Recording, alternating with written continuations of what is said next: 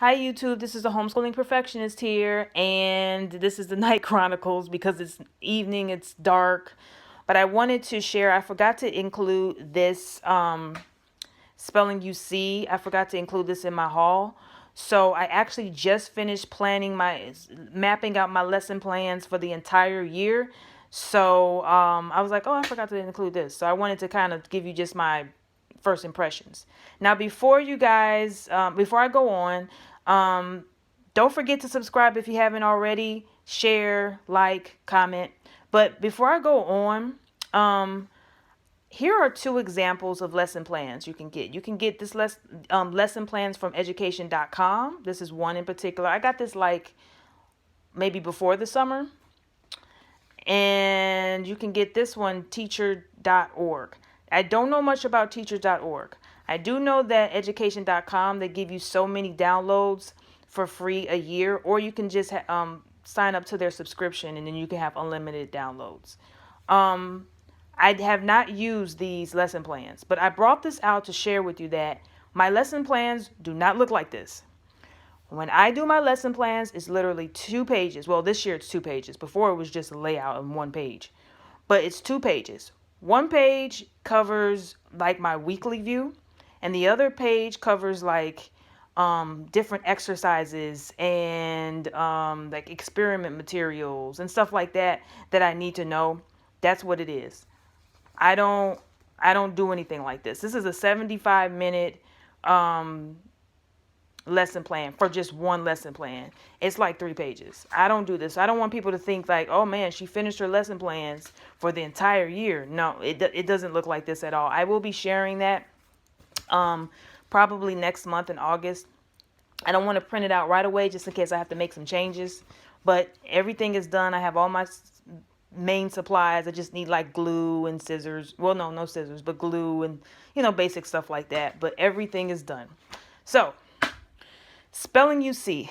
I realized that I really didn't have a solid spelling curriculum because the Evan Moore spelling is okay, but you really need more.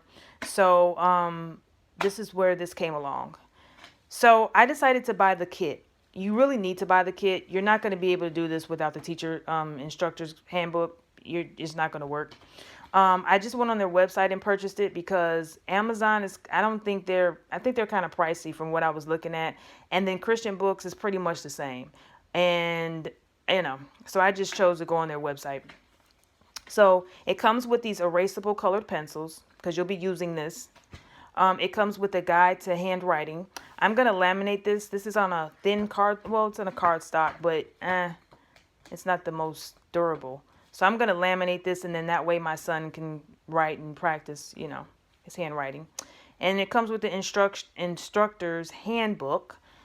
Definitely going to read through this one because you're going to want to read through it.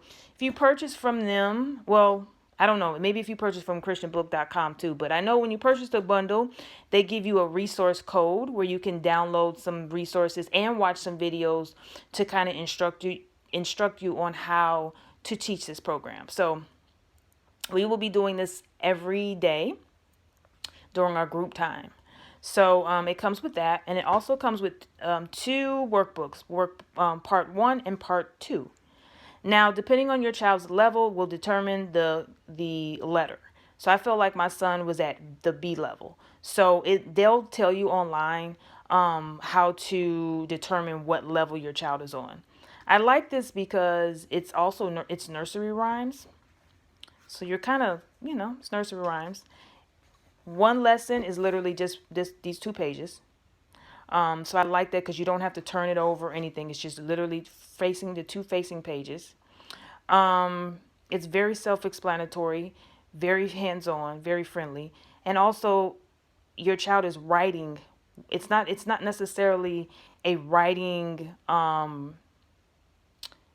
curriculum, but you learn by writing. So, well, when it comes to reading and spelling and things like that, you tend to learn better when you're writing. At least a tactile learner does. So I think this is really good. Now, let's talk about my lesson plan. So I finished up my language fundamentals today. That was the hardest, so I saved it for last. And originally, See, this one doesn't come like the math does. The math fundamentals has a suggested teaching path. So they kind of help you because there's no way that you're going to, or you should at least, teach this in a row like this, like just your nouns and then your adjectives and pronouns. You need to kind of mix it up. This book doesn't have that, and they do have a resource that I found that kind of covers it right here, but it's this would take all day because you got 1 week and you got to kind of look through here. There's no pages, so you're flipping all over the place. I said, you know what? I thought I was going to be able to use this, but I needed something else.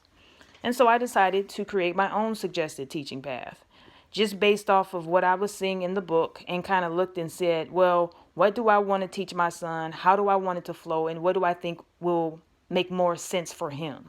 So I decided to just, we talk about nouns, we talk about verbs, we go back to nouns, we go back to verbs, and kind of reinforcing things. I figured if you know nouns and you know verbs, that's the basic sentence structure. The shortest sentence or prayer I would say in the Bible would be Jesus wept. That's the shortest prayer. You have a noun, you have a verb.